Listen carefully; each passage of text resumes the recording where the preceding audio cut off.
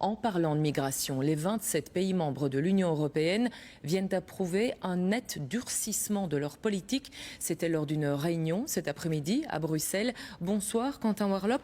Comment l'Europe va-t-elle encadrer plus strictement la gestion des migrants ?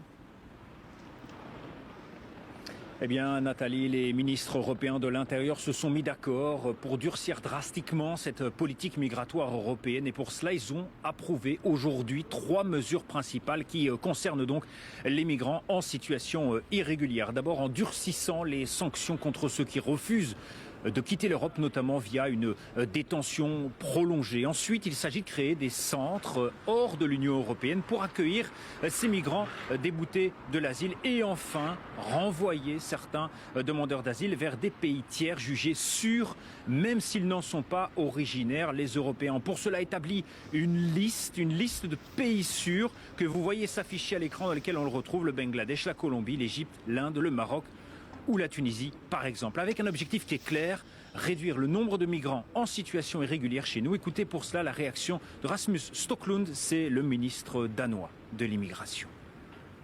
It will make it possible for us to spend the resources of the member states in a way which is way better, because we will be able to reject people that have no reason for asylum in Europe, and it will be possible for us to make mechanisms and procedures that enable us to return them faster. Alors pour faire aboutir ces différents projets, eh bien la semaine dernière au Parlement, la droite s'est alliée à l'extrême droite. La gauche est de son côté, ainsi que les associations de protection de migrants fulminent. Elle dénonce ce soir, je cite, des mesures violant les droits de l'homme.